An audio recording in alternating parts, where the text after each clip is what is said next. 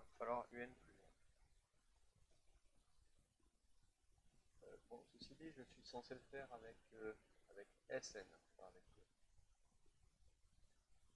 donc, oui, je pars donc de Sn plus 1. Par définition de Sn, c'est un plus 1 plus Vn plus 1. Là, on remplace. Hein. Ensuite, petite idée toute mignonne, on va utiliser bien sûr le système qui définit les deux suites pour remplacer encore une fois. Beaucoup de copier-coller. Un plus 1, c'est moins 2un plus Vn. Alors que Vn plus 1, lui, c'est plus 3un. Alors là, bah, on fait du ménage comme d'hab dans les espaces vectoriels. Hein. On va rassembler les un avec les un, les Vn dans leur coin. Et donc, bah, 3 moins 2, bah, ça fait 1. Hein. Et puis, bah, Vn, bah, il y en a un. Et là, il faut utiliser ses yeux. Il faut utiliser ses yeux pour reconnaître. Ah, mais toi là, tu serais pas le SN là? Ah ouais. Voilà. Et alors, bah, on a ce qu'on voulait. Alors, c'est bien de quantifier les choses, notamment au second semestre, on fera vachement plus gaffe à ça. Et notre démonstration ici est valable pour n plus grand que 0. Donc, on a bien une suite arithmético-géométrique.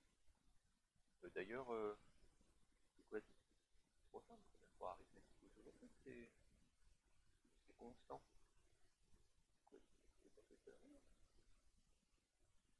Ah non, non, ils disent montrer qu'on définit une suite constante. Ouf, je me suis fait peur là. Je me suis dit, putain. Oui, donc, ouais, elle est constante. Voilà. C'est pareil, hein, une suite constante, c'est comme ça, donc c'est la même démarche. Pas très réveillé, ça m'apprendra à lire, non. Voilà, donc bah, on a montré que c'était une suite constante. Bon, les gens, quand on a une suite constante en maths, c'est comme d'hab, une constante, on a envie de savoir laquelle c'est, quoi. Et donc, pour savoir quelle suite constante c'est, alors on pourrait montrer que c'est une suite constante par récurrence, mais c'est vraiment trivial, là. Et donc, clairement, ça va être égal à S0. S0, on peut l'attraper en faisant U0 plus V0, dont on a les valeurs, et qui font U0 fait 0, V0 fait 1. Donc en fait, on a une suite constante égale à 1 tout le temps. Ce qui veut dire que pour tous les n positifs ou nuls, on a Sn qui vaut 1. C'est beaucoup plus intéressant. Bah ouais, parce qu'ensuite, ils nous disent en déduire que U est une suite arithmético-géométrique. C'est ça, j'avais vu en diagonale, c'est pas bien. En fait. Et calculer UN en fonction de n. Oh, quelle surprise. Donc, bah, pour montrer que c'est une suite arithmético-géométrique, ouais, va me falloir un petit peu de place. Donc, je vais effacer le bout.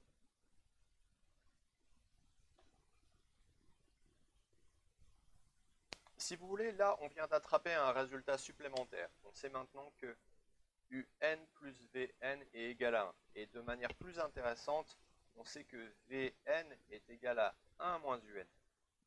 Pour tout n positif. Hein, en faisant passer le Vn de l'autre côté. Ça veut donc dire que dans le système où le destin des deux suites est imbriqué, par exemple comme dans cette comment dire, relation-là, eh bien, il y a moyen de démêler les destins grâce à cette réunion, grâce à cette relation-là. Par exemple, ici, si on écrit que Vn, c'est donc 1 moins Un, bing, ça y est, il n'y a plus de Vn. Et donc le destin de Un est devenu complètement séparé de celui de Vn. Et donc on va obtenir ça. Vous voyez, des jolis petits, franchement, des jolies petites relations avec des idées toutes mignonnes sur les suites. Vous voyez, c'est très très propre hein, comme sujet ça.